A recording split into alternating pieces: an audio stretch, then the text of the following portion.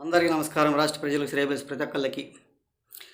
ఒరేయ్ అనిల్ కుమార్ యాదవ్ గారు, వెర్రి పుష్పం జగన్మోహన్ రెడ్డి గారు బటన్ నొక్కాడు. సరే, మరి ఆ ఊరిలో నువ్వు ఎమ్మెల్యేగా నువ్వు పీకింది ఏమిటి? ఒక్కసారి చెప్పు. ఎంతసేపు పథకాలని చెప్పుకుంటూ పోయారు తప్ప మీరు చేసిందంటూ ఏం లేదు. మీరు చేసిందల్లా రౌడీయిజం చేశారు. మీరు ఎలా గెలుస్తారు మీరే చెప్పండి అనిల్ కుమార్ యాదవ్ గారు. మీరు ఎంతసేపు చూసినా పథకాలు అని చెప్పుకుంటూ పోతూ ఒక రౌడీయిజం చేసి ప్రతి ఒక్కళ్ళు కూడా భయందాలు చేసుకుంటూ వచ్చారు. మీరు ఎలా గెలుస్తారో ఒక్కసారి మీరే చెప్పండి.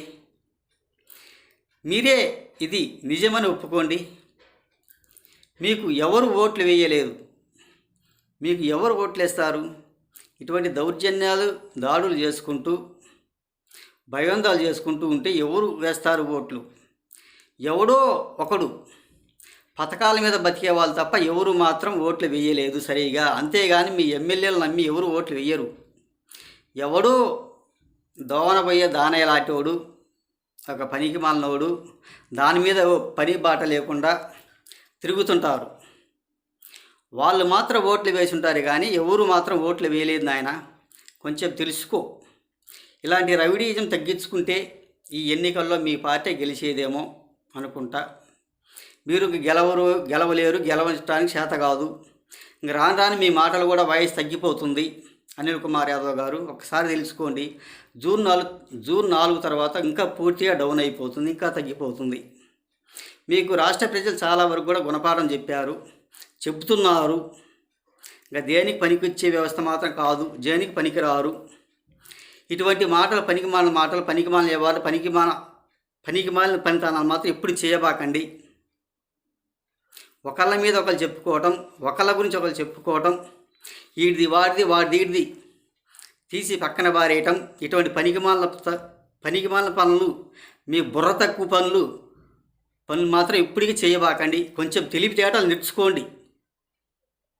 తెలివితేటలు తెచ్చుకొని ఒక మూర్ఖత్వంతో మాత్రం ఇటువంటి ఎదవ పనులు మాత్రం ఎప్పటికీ చేయబాకండి అని తెలియపరుస్తూ, ఒక బుర్ర తక్కువ ఎదవలకి, బుర్ర తక్కువ మాటలు మాట్లాడే వాళ్ళకి తెలియపరుస్తూ, ఇది చాలా మంచిది కూడా కాదు.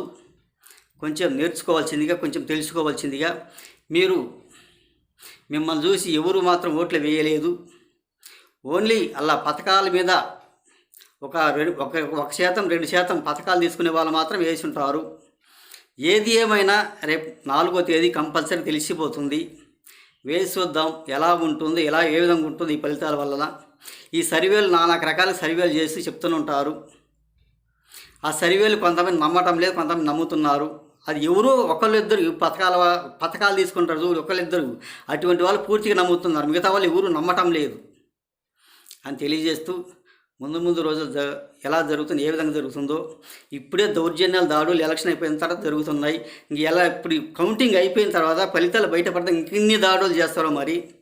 ఆ దాడులు కూడా చాలా పూర్తిగా మద్దతు తీసుకుంటూ ఇలాంటి దౌర్జన్యాలు జరగకుండా కట్టుదిట్టం చేయవలసిందిగా కోరుతూ, పోలీసు వ్యవస్థని, కమిషనర్ గారిని, ప్రతి ఒక్కరిని కూడా, ఈసీ గారిని అందరికీ హృదయపూర్వక ధన్యవాదాలు తెలియజేస్తూ సెలవు తీసుకుంటాను నేను.